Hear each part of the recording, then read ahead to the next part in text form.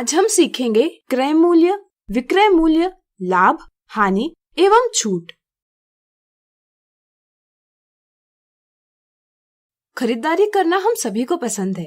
हम chocolate, biscuit के packet, कपड़े जैसी छोटी वस्तुओं से लेकर फ्रिज, गाड़ी, घर जैसी बड़ी बड़ी वस्तुओं की खरीदारी करते हैं। किसी भी प्रकार की खरीदारी में क्रय मूल्य यानी कॉस्ट प्राइस, विक्रय मूल्य यानी सेलिंग प्राइस जैसे कुछ अवधारणाएं महत्वपूर्ण होती है। आइए इन्हें समझे। एक दुकानदार टेलीविजन बनाने वाली कंपनी से 8,000 रुपए में एक टेलीविजन खरीदता है। यह दुकानदार ने टेलीविजन 8,000 रुपए में खरीदा है। जिस मूल्य से कोई वस्तु खरीदी जाती है उसे उस वस्तु का क्रय मूल्य कहा जाता है। जैसे यहाँ 8,000 रुपए दुकानदार के लिए क्रय मूल्य है। क्रय मूल्य को हम संक्षेप में इस प्रकार लिखते हैं। दुकानदार टेलीविजन लाकर अपने दुकान में बेचने के लिए रख देता है। अब मान लीजिए दुकानदार यह टेलीविजन किसी ग्राहक को 8,500 रुपए में बेचता है। यह दुकानदार ने टेलीविजन 8,500 रुपए में बेचा है। जिस मूल्य से कोई वस्तु बेची जाती है हम उसे उस वस्तु का विक्रय मूल्य यानी सेलिंग प्राइस कहते हैं। यह दुकानदार के लिए टेलीविजन का विक्रय मूल्य है 8,500 रुपए। विक्रय मूल्य को हम संक्षेप में इस प्रकार लिखते हैं। जरा सोचिए, ग्राहक के लिए 8,500 रुपए क्रय मूल्य है या विक्रय मूल्य? सोचिए। सही सोचा। चूंकि ग्राहक ने टेलीविजन 8,500 रुपए में खरीदा है, इसलिए ग्राहक के लिए 8,500 रुपए क्रय मूल्य है। अब आइए जाने लाभ यानी प्रॉफिट और हानि यानी लॉस क्या है। दुकानदार ने टेलीविजन 8,000 रुपए में खरीदा और इसे 8,500 रुपए में बेचा, यानी कि क्रय मूल्य से विक्रय मूल्य ज्यादा है। ऐसी स्थिति में दुकानदार को उसके द्वारा खरीदे गए मूल्य से 500 रुपए ज्यादा मूल्य प्राप्त हुआ है। हम कहते हैं कि दुकानदार को 500 रुपए का लाभ हुआ है। इस तरह से जब विक्रय मूल्य क्रय मूल्य से अधिक हो तो ऐसी स्थिति में लाभ बराबर विक्रय मूल्य ऋण क्रय मूल्य होता है।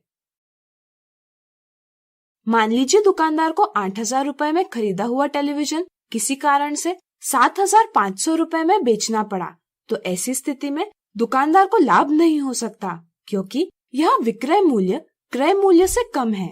ऐसी स्थिति में दुकानदार को 500 रुपए की हानि होगी। इस तरह से जब विक्रय मूल्य क्रय मूल्य से कम हो तो ऐसी स्थिति में हानि बराबर क्रय मूल्य ऋण विक्रय मूल्य होती है। जरा सोचिए, अगर दुकानदार 8,000 रुपए में खरीदा हुआ टेलीविजन 8,000 रुपए में ही बेचता है तो उसे लाभ होता है या हानि? सोचिए।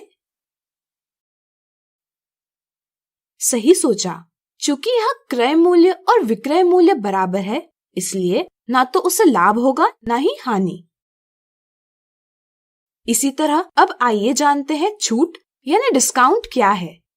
दुकानदार खरीदार को लुभाने के लिए अक्सर वस्तुओं के वास्तविक मूल्य पर कुछ छूट दिया करते हैं।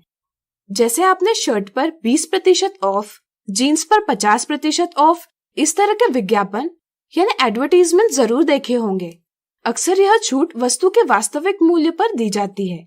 आइए इसे एक उदाहरण से समझे। मान लीजिए एक फोन का वास्तविक मूल्य है 10,000 रुपए। ग्राहक को बेचते समय दुकानदार ने उसे 5% की छूट देकर बेचा। पता कीजिए दुकानदार ने वह फोन कितने में बेचा। ऐसी स्थिति में सबसे पहले हम छूट पता करते हैं। चूंकि दुकानदार ने वास्तविक मूल्य पर 5% की छूट दी है, इसलिए हम कह सकते हैं कि छूट बराबर 10,000 रुपए का 5% है, यानी कि छूट बराबर 5/100 गुना 10,000 रुपए बराबर 5 गुना 100 रुपए बराबर 500 रुपए। इस तरह विक्रय मूल्य बराबर वास्तविक मूल्य ऋण छूट बराबर 10,000 रुपए ऋण 500 रुपए बराबर 9,500 रुपए। तो आज हमने सीखा क्रय मूल्य, विक्रय मूल्य, लाभ, हानि एवं छूट। अगले वीडियो में हम इनसे जुड़े कुछ मजेदार सवालों को हल करेंगे।